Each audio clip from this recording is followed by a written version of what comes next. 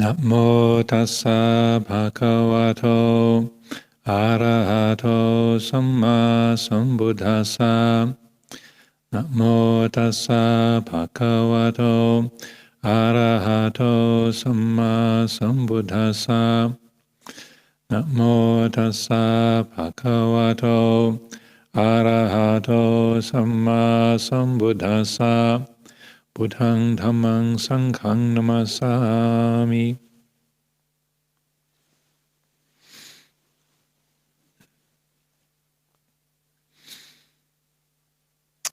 Today is the night of the half moon, 21st of January, and yesterday we were very happy to welcome Lumpur Sumedho to come back to Amaravati and to reside here. It's a very auspicious time for us. Very grateful that he and Ajahn Amaro made the journey safely and getting settled into the Aroga Kuti now. So this is something to be very grateful, appreciative of, and hopefully they've avoided picking up the COVID-19 virus along the way. Fingers crossed. Every precaution has been kept, so we've done our very best to help make sure that they haven't been subjected to the infection, and hopefully that'll bear itself out in time. I'll be in quarantine for the next couple of weeks, as people know, but hopefully they are virus-free now and will stay that way.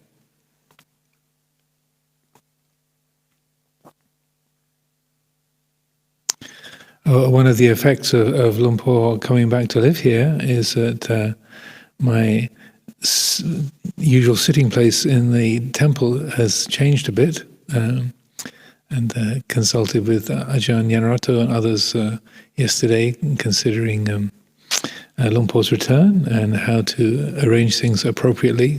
And so this brought to mind a few reflections on abiding, the sense of where we are, and also non-abiding, and the principles of Dhamma that surround that. So I thought I'd offer a few reflections on that area of things, abiding and non-abiding, as a way of strengthening our practice and deepening the quality of insight for us during this retreat, hopefully. So every one of us has this sense of being here, wherever we happen to be geographically placed. So I'm sitting on this Dhamma seat right now. The monks, anagarikas, few lay people here in the temple, sitting in individual spots, and every single one of us has the sensation of being here. Similarly, the other people, the nuns, the anagarikas, other lay people around Amaravati, gathered in different places, different buildings, watching and listening to this through different devices. And then this being recorded, then whoever listens and watches this around the world, wherever this is, say, perceived, then whoever is in that position of experiencing, of listening, of watching, every one of us feels like we are here. Each one of us is the center of our own universe. The heart of the universe is your heart. You are the center of the world. So wherever we are, we have that feeling of here-ness, of being in a particular place. Don't think anyone would disagree with that.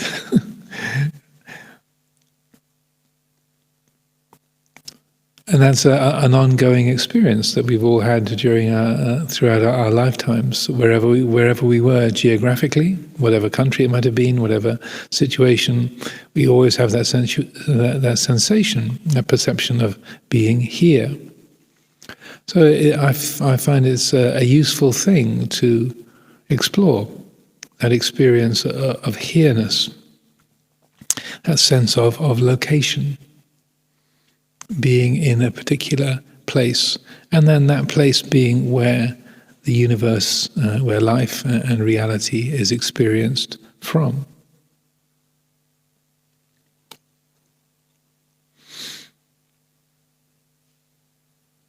Many years ago, when I was living similarly in the winter retreat time, when I was living at Abhayagiri Monastery, in those years, this was about 20 years ago now, in the early years of Abhayagiri, it was a very small monastic community. We had very few visitors. The winter time there is very rainy, so there's a lot of encouragement to be being ready to focus on the formal practice and the inner work of meditation. Not a lot of distractions, and the cool, rainy weather would tend to keep the attention focused inwardly. And it's a similar period of time, about 3 weeks into the winter retreat there, I found that my mind was very, very quiet, and there hadn't been many distractions, many other responsibilities, and so the quality of continuity in the practice was quite strong, and so after about 3 weeks of the retreat, now I was very actively using the reflections on anicca, dukkha, anatta to be exploring the flow of experience, to be letting go of feelings of permanence or feelings of identity. And so not to be making any kind of claims. It seemed very, very clear, and through much of the days, the unsatisfactory nature of experience, the changing, uncertain, impermanent nature of experience, and the selfless quality of experience was very apparent. And so the mind was quite clear in some respects, but I began to notice, I think particularly because it was a very, very quiet situation, a very plain backdrop, there was still this kind of knot of tension, this stressing in the citta. And this was curious, because I thought, well, this is really interesting, because the mind doesn't seem to be hanging on to any sense perception from the world around, or the inner world of memories or emotions or ideas, or in terms of solidity or being who and what I am, being a self, being I or me or mine.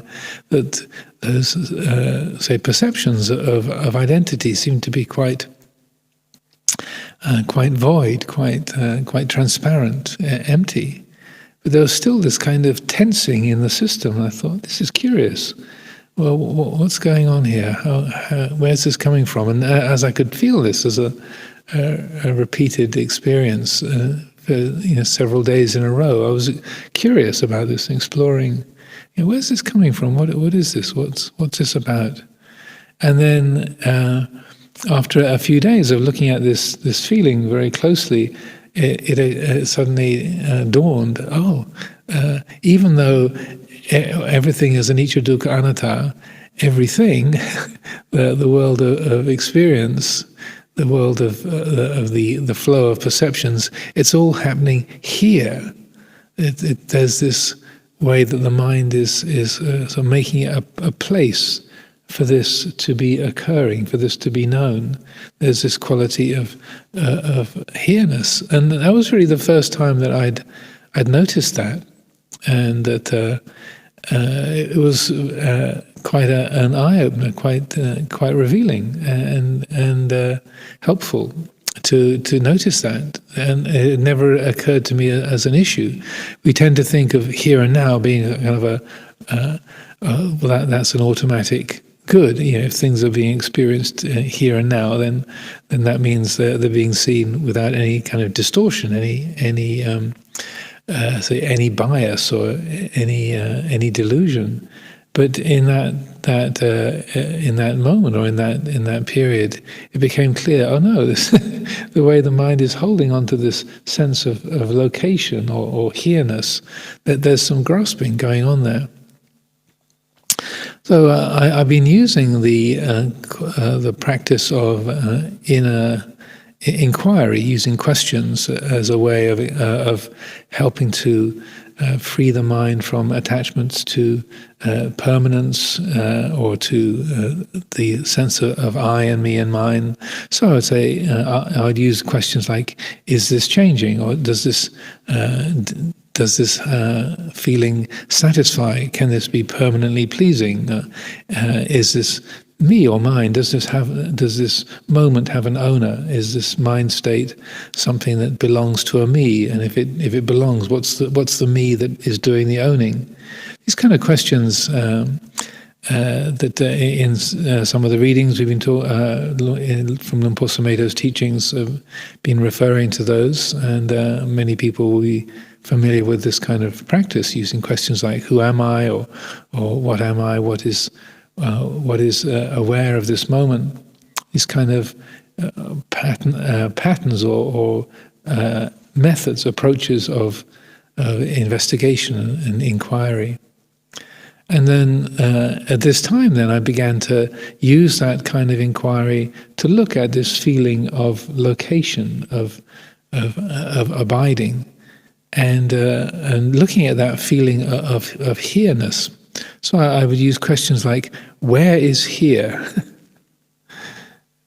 Or what is it that knows this here-ness? Or just using the word, not even a question, just saying the word here-ness or here.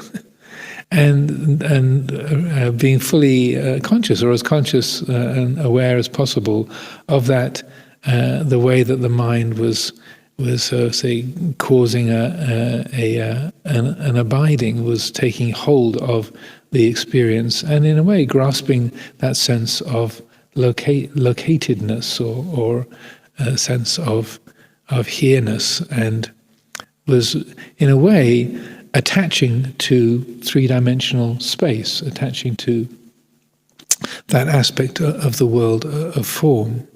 And I thought to mention this and talk about it because I found it was really illuminating to me at that time, that it was a quality of obstruction and delusion that even though I'd been practicing meditation for more than 20 years, it had never occurred to me. I'd never seen that or appreciated that up to that point. So it was one of those experiences where I felt simultaneously both stupid that I hadn't noticed it in 20 years, but also relieved or pleased to have seen that there was that layer of attachment and the way that the mind held the process of experience, and also the way that it held the development of insight.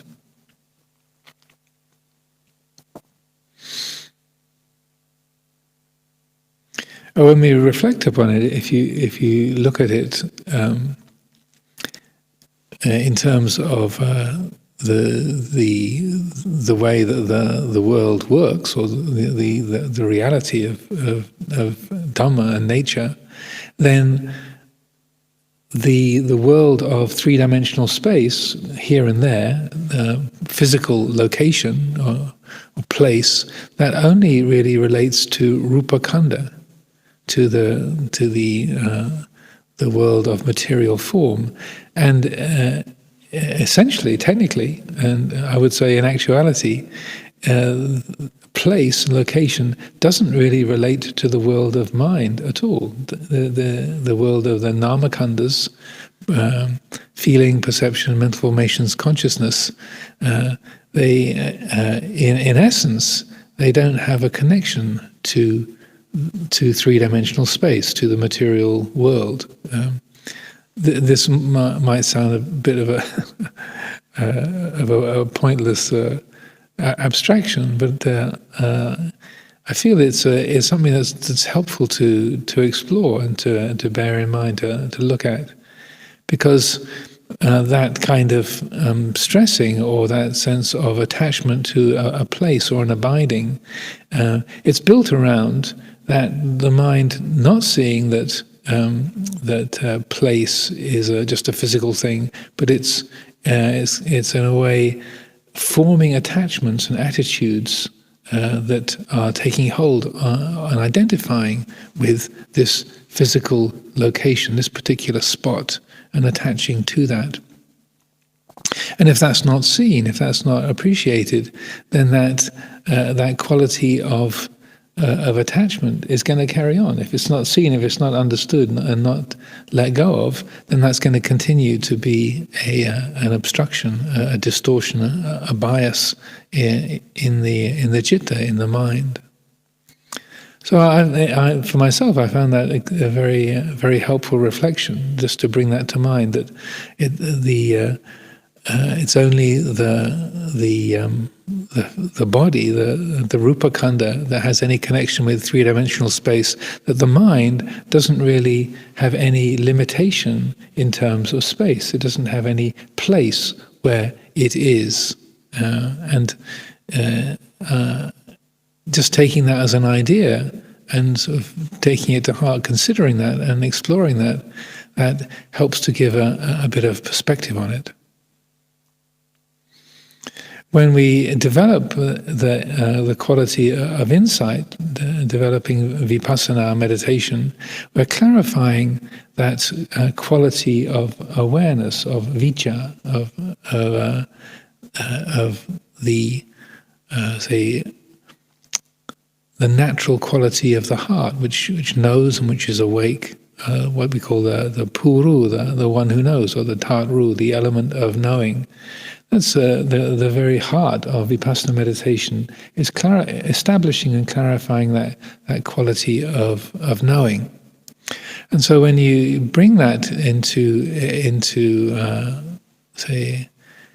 focus, then when we consider that, then you can reflect that which knows the world of form, that which knows the formed, is formless. That quality of awareness has no form.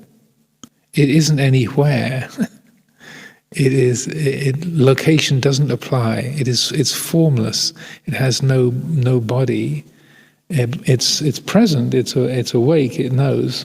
But again, without trying to sound too abstract, to take this as a principle and consider it, that which knows form is unformed. The asankata, just like in the reflections we do on the unborn, the unoriginated, the uncreated, the unformed, the ajata, abhuta, akata, asankata.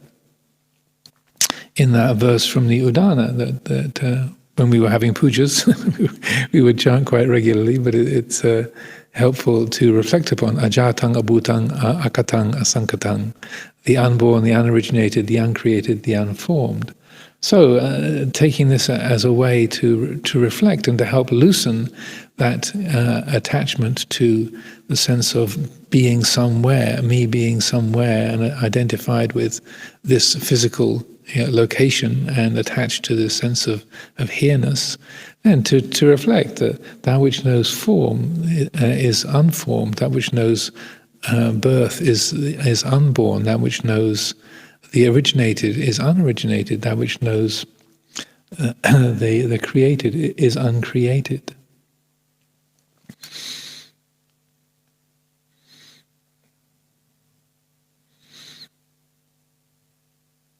When we're developing the quality of insight, then it's a gradual process, so that first of all, as we develop vipassana, there can be a sense of, I'm watching the mind, or I'm watching the rising and passing away of conditions, and then that the I feeling can get more and more obvious and more apparent and more easy to identify. Oh no, it's not me watching the mind. There is a watching. There's a knowing of the qualities of experience. The mind is knowing. The I and me and mine arising and passing away. And that clarity is something that steadily and say with the deepening of the practice, with the developing of the practice, that freedom of that awareness from the I and me and mine attachments, the conceits of I am, that becomes more apparent, more clear. So that there's a knowing, there's that quality of vijja, that awakened awareness, and it's watching the mind creating I and me and mine, here and there, me and you, arising and passing away. So these reflections then on the attachment to location and the sense of place and abiding, and it can also free up that quality of awareness from being attached to any kind of place, of a sense of here-ness.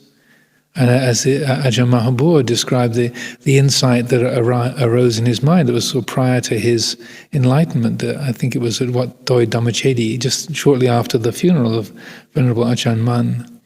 As he was doing walking meditation, this insight arose in his mind, and he said it was almost like a sort of fully formed thought, almost like hearing a voice in his mind, that if there is a center, if there is a point or a center to the knowing anywhere, that is the seed or the core of birth in some realm or other.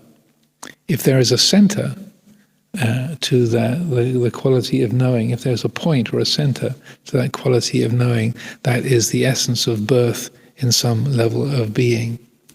So I realize this is quite a refined area of Dhamma practice, but I do feel it's worthwhile exploring, and that particular insight and the way that was phrased by Venerable Ajahn Amaro, I feel is very, very significant and very helpful, because it's exactly that sense of a center, of a place, this is where the knowing is. It's in this spot that is what he recognized at that moment, and then his full enlightenment came shortly after that insight took shape within his citta. He kind of reflected on that and worked with it, and then that led to his full and complete liberation. So I do feel it's a very significant and helpful area of exploration.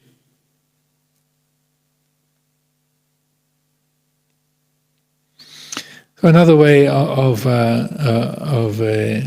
exploring this or reflecting on this is a phrase that I like to use and have been bringing up a few times in recent weeks, recent months, is that which knows the person is not a person. So that quality of awakened awareness is quality of vijja, even though it's the very sort of heart of our life, our experience of our own being, of the world, that it's not personal. It's like the force of gravity.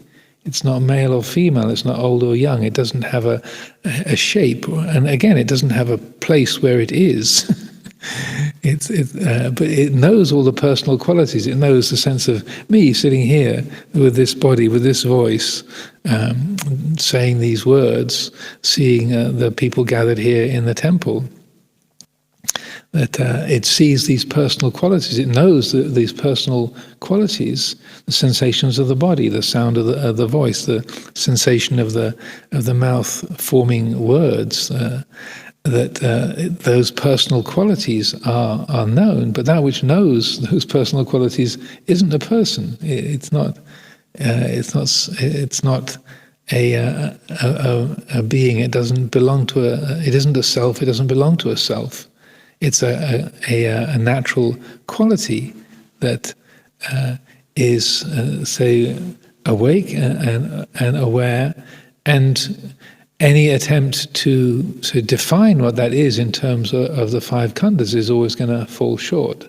So, and the process of insight meditation is clarifying that quality of awakened awareness, letting that quality of vijja operate without it being taken to be a person or a self or an identity, a me or a mine or even a thing that is here. Even saying that is, say, an imposition upon that quality. So I like to use that kind of a reflection that the mind is Dhamma. It's not a person. The citta is Dhamma. It's not a person. That which knows a person isn't a person. It's Dhamma. It's a quality of nature itself.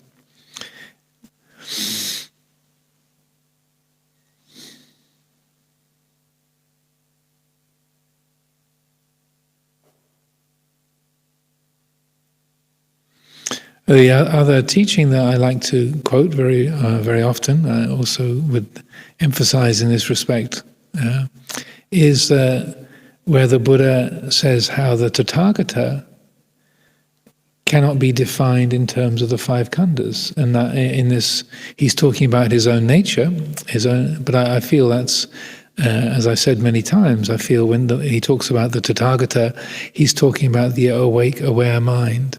And so that in the teaching of Vajragota, of the simile of fire, the Agi Vajragota Sutta, then the Buddha says that the Tathagata cannot be defined in terms of form, feeling, perception, mental formations, consciousness. That which knows the five khandhas can't be defined in terms of the five khandhas. That which is aware of the five khandhas can't be defined in the terms of the five khandhas. It's not limited by that. And the Tathagata is liberated from being reckoned in terms of the five khandhas: form, feeling, perception, mental formations, consciousness. The Tathagata is profound, immeasurable, unfathomable, like the great ocean. So this again sounds like quite grand language, but I feel if we consider what that's saying is that this quality of awakened awareness, it knows the world, it knows the body and the perceptions, our memories, our thoughts, our emotions, our ideas. It knows the physical world that we are a part of, that is around us. It's aware of that, but it is not limited by that. It's not bound by that. It's not limited by the qualities of time or space or identity. So that quality of awakened awareness is not, say, it knows the world, but it is not confined or limited, bound by the world. So a lot of our effort in the practice then is recognizing the way that the mind identifies with the world, identifies with the body, with time, with place, with our personality, our name, our status, where we're sitting in the temple. Social distancing nowadays, all these things that we sort of arrange in respect to our world, that it's this quality of awakened awareness, this quality of vijja. It knows the world, it knows the patterns of the world, but it's not defined or limited by that. So, like the question that Luang Por Chah would ask very regularly at the end years, the latter years of his teaching career, he would ask these questions. If you can't go forward, you can't go back, you can't stand still, where do you go? Where can you go? You can't go sideways, you can't go up or down either. Or the Buddha Dhamma is not to be found in moving forwards or in moving backwards, nor in standing still. So the only way that kind of puzzle can be solved, if you can't go forward, you can't go back, you can't stand still, the only way to solve that is to let go of identity, to let go of time, and to let go of location, to see that which is the fundamental nature of mind, the Dhamma itself, is outside of time, is outside of space, is outside of identity, and that those habits of identification. I am here. This is where I am. I'm sitting in this spot. This is who I am. I am this. I'm a person. I'm a man. I'm a human being. This is my name. This is where I'm sitting. This is where I am in the world. It's to bring the attention right to that and say, well, it looks that way, but that can't be the whole story. Yeah, what is real is not bound or limited or connected in an absolute way to time, to place, to identity. That's the seeming of things. That's the challenge that we have, is to penetrate that apparent seeming quality of the moment-to-moment experience, and to awaken to the reality that underlies it, the timeless, unlocated, non-personal quality of Dhamma itself, which is it is literally mind-blowing. It blows the mind, which is attached to time and place and identity. It blows that apart. It frees itself from the limitations placed by time, by birth, by location, by identity. It sees through those. It is transcendent of those. It is, say, knowing those qualities.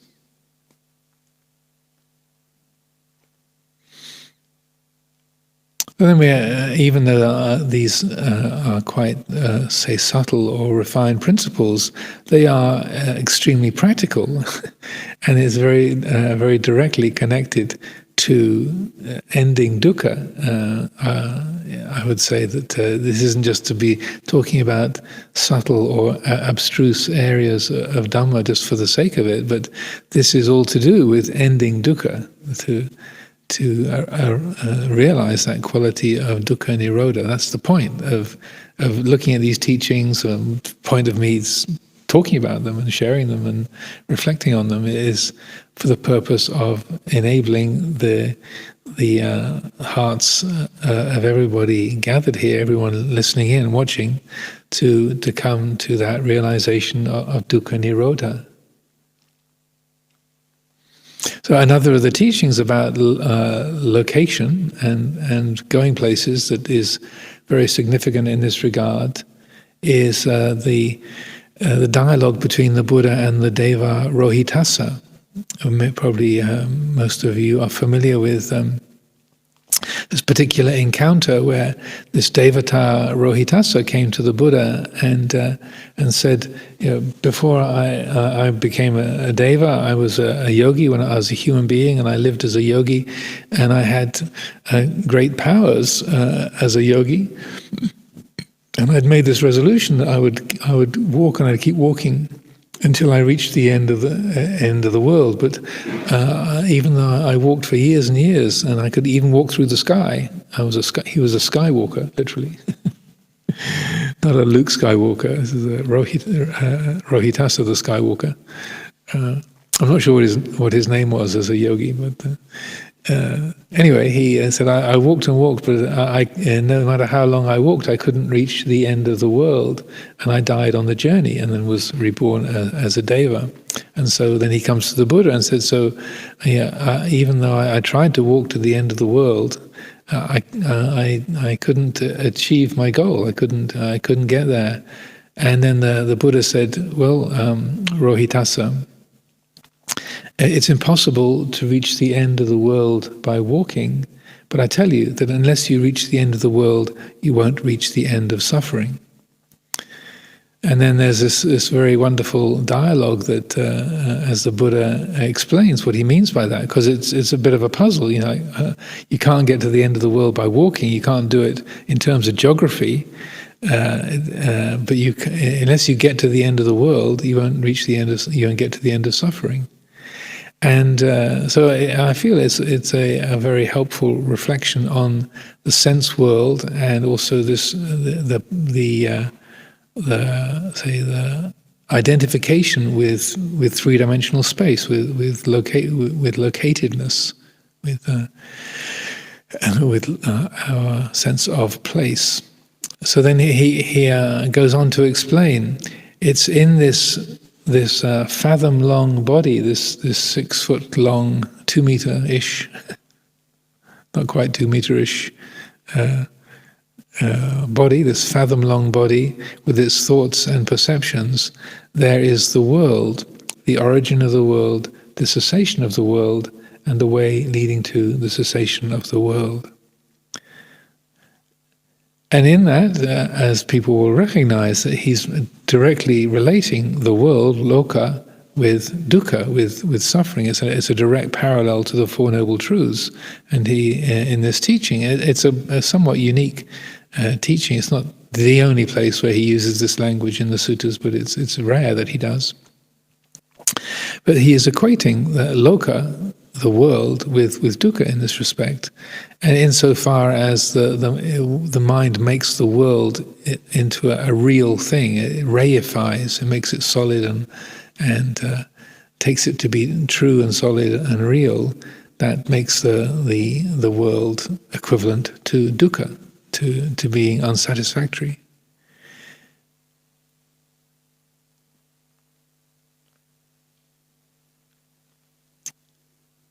So what does he mean by that? You can't reach the end of the world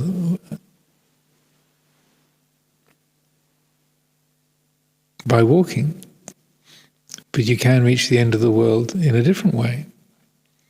Or what he goes on to explain, or what is, say, teased out in a separate sutta in the Samyutta, later on in the Samyutta Nikaya, in the section 35, the conversation with Rohitassa initially is in the second section of the Samyutta. So then later on in the same connected discourses, Sutta 116 in section 35, then he goes on to say that what he means by the world and how you get to the end of the world.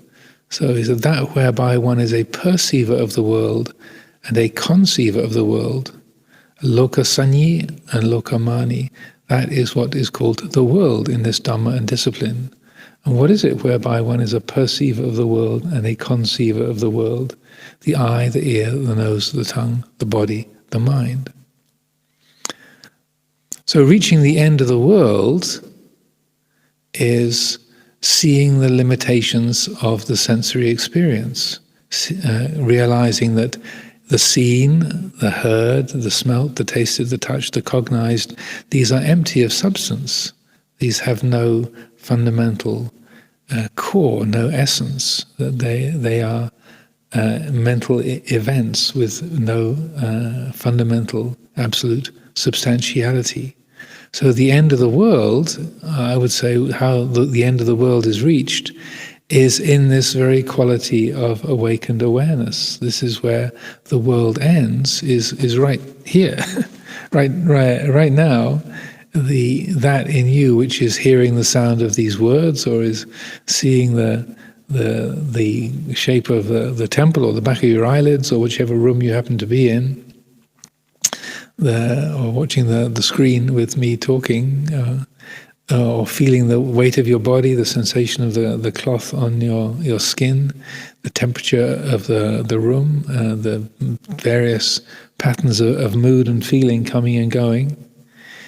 That is where the world ends, is in that knowing quality, that vicca which knows, is seeing, smelling, tasting, touching, thinking, remembering, understanding, not understanding, patterns of emotion arising and passing. They are sunya, they are empty, they are essenceless, they have no core, no sara, no heart, no essence, no substance. So that's how the world ends in vicca. And so that's when the Buddha says, unless you get to the end of the world, you won't get to the end of dukkha. So the loka nirodha is the same as dukkha nirodha. So that when there is a clear knowing, when that quality of vicca is fully established, is say unobscured, unobstructed, is operating clearly, then in this moment it knows, oh, this feeling in my leg is a sensation. It has a particular quality.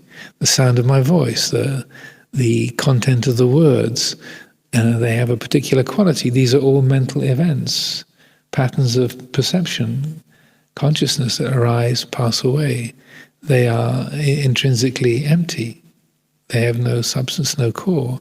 So the world ends, that the substantiality of the world, the solidity of the world ends. It's seen through, it's recognized, there is no thing there. Similarly, there's a recognition that the sense of an I, the experiencer, an I who is the one who has the vijja, or wishes they had the vijja, or is the one who is listening, or who's feeling, who's watching, who's attending. That is also seen as empty. That the sense of I and me and mine is similarly sunya, void of substance, essenceless. There's no thing here either in the world of the subject. So the ending of dukkha is where that quality of vijja, that awakened awareness, is operating, say, comprehensively, completely, and effectively, and it's illuminating. It shines through the subject and the object. So it's clearly recognized. There's no thing here. There's no thing there. There's no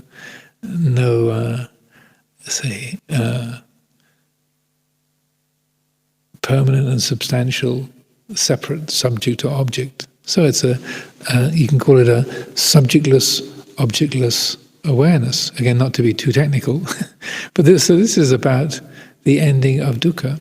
And it's interesting in Bhikkhu Bodhi's footnote to that passage, that dialogue with Rohitassa, he makes the comment that statement of the Buddha, that it's within this fathom-long body with its perceptions and thoughts, there is the world, the origin of the world, the cessation of the world, and the way leading to the cessation of the world. He refers to that as possibly the most profound statement in human philosophy, and he's one who has a very comprehensive background both in Eastern and Western philosophy. And he's not one who speaks in kind of inflated ways. It's a very considered statement, and it's a very brief comment by the Buddha to be putting things in that way. But it's extraordinarily profound and helpful to really take that to heart and to use that as a way of relating to the world, the experience of the world, and letting the world end. So obviously, in our Western conditioning, the idea of the end of the world, we tend to have perceptions of sort of ecological collapse or terrible warfare, or the heat death of the universe, or the Earth, the planet Earth being swallowed up by the sun and such like. But from the Buddha's perspective, what is meant by the end of the world is not the sort of the kind of astronomical planet of the world, but our experience of the world. So, and that's how he defines loka in that passage from the latter part of the Samyutta, Sutta 116 of that section 35 of the Samyutta. The world is the world of our conceptions, our perceptions, that whereby one is a perceiver of the world and a conceiver of the world. So that the task then is to, say, learn how attached the mind is to the feelings of self, the feelings of of location, being somewhere, going somewhere, being somebody. And the challenge with the practice is to be looking at those feelings of time, of past, present, future, of identity, me and you, and the feelings of location here and there. And the conditioning of the senses is incredibly strong, as we know. It looks like, oh, it's now 9:23, and I'm sitting here and you're sitting there. That's the time where I'm in the temple. Other people are in different buildings around Amaravati. The different people watching this recording are in different places around the country, around the world. Time, place, identity, they all seem so real, so solid, and so inarguable according to our ordinary perceptions. And so it's a challenge to be bringing the attention to this, to see this is a constructed, formed, conditioned set of perceptions that says me sitting here, time is going by, I'm here, you're there, and I am in this place. To let go of identity, to let go of time, to let go of location. It's a challenge. But by knowing that these are the things that the mind is attached to and is addicted to taking as solid and real, then that addiction can be addressed, that habituation can be addressed, it can be challenged, it can be explored. And then through that exploration and the opportunity that we have for this winter retreat time, it's ideal. A very plain, simple situation. The weather is cool and the skies are mostly grey. We haven't got any duties or responsibilities outside the basic functionality of our life. Nobody's going anywhere. So it's an ideal situation, as a plain a backdrop as possible, simple and as supportive as can be, to look at these habits of perception and self-creation, to look and feel that. And even if sometimes it seems that those kinds of conditioning are so strong, it's like completely inarguable. I'm here. People are out there. Time is going by, and I am in this spot. This is where I am. Just to be able to notice that feeling of here-ness, the feeling of I-ness, the feeling of time, this moment, and to be aware of the strength, the pull of those attachments, how convincing and how compelling those qualities seem to be. It's like you're being conscious of the pull of gravity, or if you're hungry, that just consciously being aware of the feeling of hunger, or if you're short of breath, wanting the next breath, wanting a bit more oxygen, that you're aware of that pull. That in itself is something that can be greatly liberating. Maybe a final reflection on location and a way of exploring that.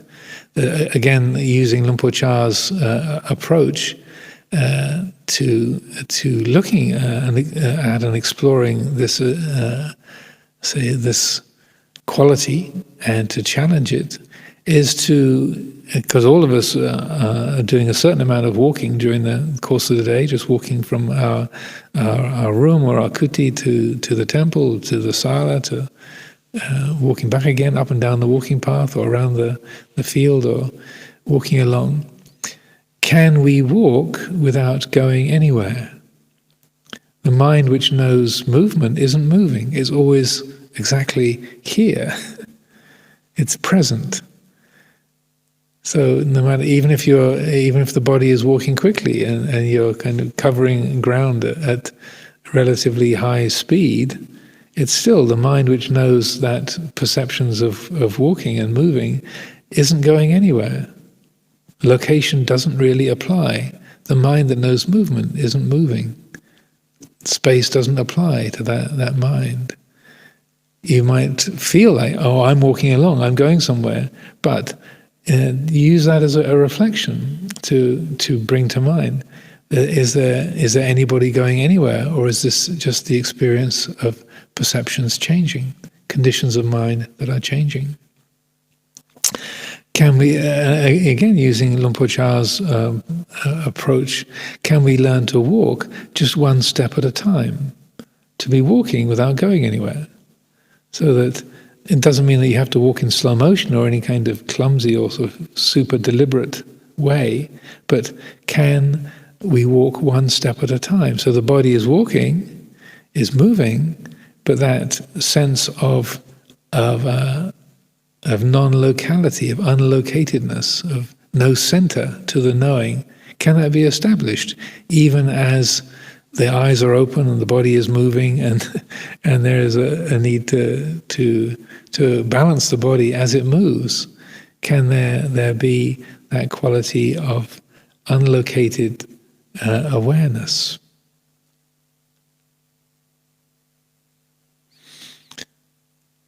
It's simple enough to, even though that might sound a little bit subtle or refined, just take a principle like walking one step at a time.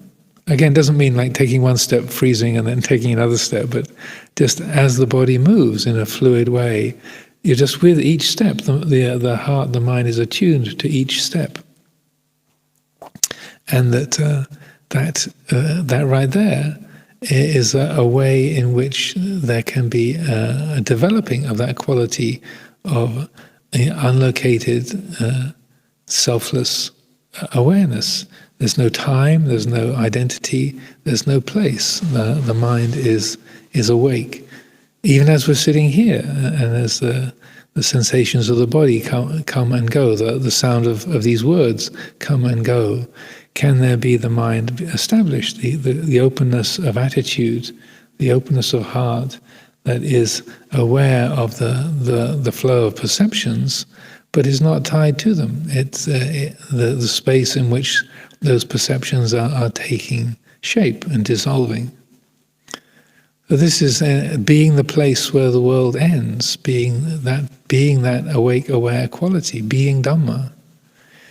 And that I would say that quality of vicca, awakened awareness, that which is say embodied in the Tathagata, the Buddha, is the activity of the Dhamma. So that the fundamental substance of reality is Dhamma, and its principal function is awakened awareness. The Buddha arises from the Dhamma. The function, principal function of Dhamma is that quality of awakened awareness, that quality of knowing. That's why I also would say the mind is Dhamma, the citta is Dhamma. It's not a person. I say that intrinsic aspect of Dhamma is that quality of knowing. There's a brightness, a clarity, an awareness. An unobstructed quality of knowing, awakened, aware, receptive, bright, spacious, peaceful.